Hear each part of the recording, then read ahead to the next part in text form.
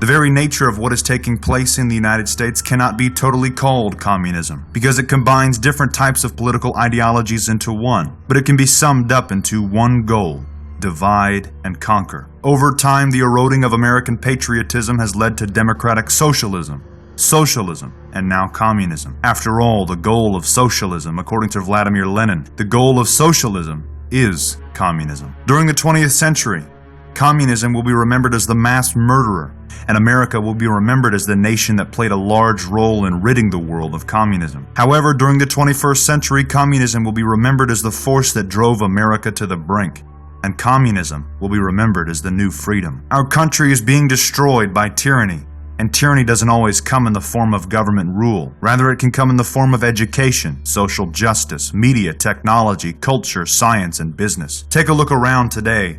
Have a glance at the evening news, scroll your Facebook page, check your Twitter, turn on the radio, look at your church, and see clearly that the hammer and sickle have returned.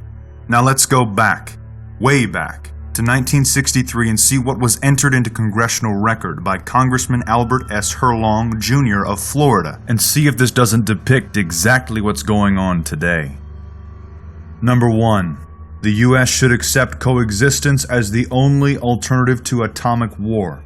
Number 2. The U.S. should be willing to capitulate in preference to engaging in atomic war. Number 3. Develop the illusion that total disarmament by the U.S. would be a demonstration of moral strength. Number 4. Permit free trade between all nations, regardless of communist affiliation and regardless of whether or not items could be used for war. Number 5. Extend long-term loans to Russia and Soviet satellites. Number 6. Provide American aid to all nations regardless of communist domination. Number 7. Grant recognition of Red China and admission of Red China to the United Nations. Number 8. Set up East and West Germany as separate states, in spite of Khrushchev's promise in 1955 to settle the Germany question by free elections under the supervision of the UN. Number 9. Prolong the conferences to ban atomic tests because the U.S. has agreed to suspend tests as long as negotiations are in progress. Number 10. Allow all Soviet satellites individual representation in the United Nations. Number 11. Promote the UN as the only hope for mankind. If its charter is rewritten, demand that it be set up as a one-world government with its own independent armed forces. Number 12, resist any attempt to outlaw the Communist Party. Number 13, do away with loyalty oaths. Number 14, continue giving Russia access to the U.S. Patent Office. Number 15, capture one or both of the political parties in the U.S.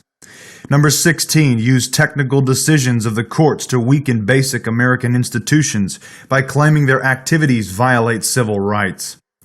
Number 17, get control of the schools. Use them as transmission belts for socialism and current communism propaganda. Soften the curriculum. Get control of teachers' associations. Put the party line in textbooks.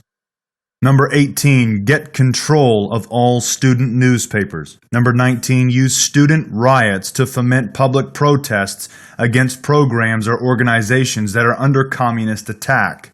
Number 20, infiltrate the press. Get control of book review assignments, editorial writing, policy-making positions. Number 21, gain control of key positions in radio, TV, and motion pictures. Number 22, continue discrediting American culture by degrading all form of artistic expression. An American communist cell was told to eliminate all good sculpture from parks and buildings, substituting shapeless, awkward, and meaningless forms.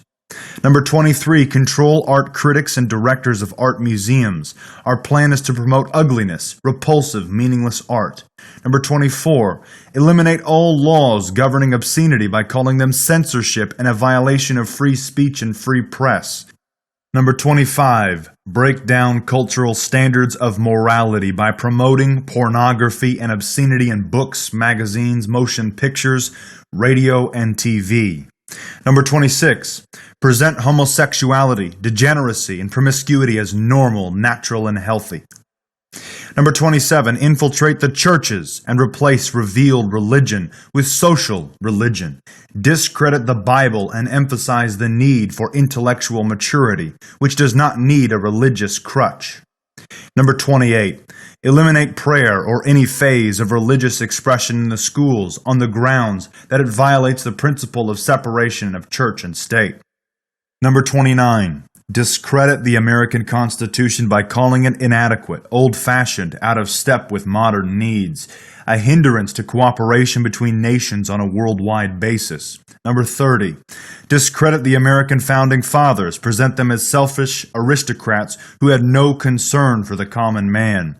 Number 31, belittle all forms of American culture and discourage the teaching of American history on the ground that it was only a minor part of the big picture. Give more emphasis to Russian history since the communists took over. Number 32, support any socialist movement to give centralized control over any part of the culture, education, social agencies, welfare programs, mental health clinics, etc. Number 33, eliminate all laws or procedures which interfere with the operation of the communist apparatus. Number 34, eliminate the House Committee on Un-American Activities. Number 35, discredit and eventually dismantle the FBI. Number 36, infiltrate and gain control of more unions. Number 37, infiltrate and gain control of big business. Number 38, transfer some of the powers of arrest from the police to social agencies. Treat all behavioral problems as psychiatric disorders which no one but psychiatrists can understand or treat. Number 39, dominate the psychiatric profession and use mental health laws as a means of gaining coercive control over those who oppose communist goals. Number 40, discredit the family as an institution. Encourage promiscuity and easy divorce. Number 41, emphasize the need to raise children away from the negative influence of parents. Attribute prejudices, mental blocks, and retarding of children to suppressive influence of parents. Number 42, create the impression that violence and insurrection are legitimate aspects of the American tradition, that students and special interest groups should rise up and make a united force to solve economic, political, or social problems. Number 43, overthrow all colonial governments before native populations are ready for self-government. Number 44, internationalize the Panama Canal. Number 45, repeal the Connolly Reservation so the U.S. cannot prevent the World Court from seizing jurisdiction over domestic problems. Give the World Court jurisdiction over domestic problems. Give the World Court jurisdiction over nations and individuals alike. Regardless of the reality that the Soviet Union is no longer in existence, one cannot simply deny the reality that these goals are being accomplished today by an unseen large organization that is determined to overthrow America. Several events have taken place to bring America to this point, but as one may notice, not every goal on that list is complete. But one cannot deny that that unseen force hell-bent on world dominance is actively working to bring that list to completion, which will end in a one-world government. How did America get here? From the words of Yuri Bezmenov, demoralization is a fundamental part of their agenda. Demoralization takes decades. It is not something that happens overnight, but rather it can take 15 to 20 years for one generation to be fully submissive to the communist agenda. Demoralization, it takes from 15 to 20 years to demoralize a nation. Why that many years? Because this is the minimum number of years which requires to educate one generation of students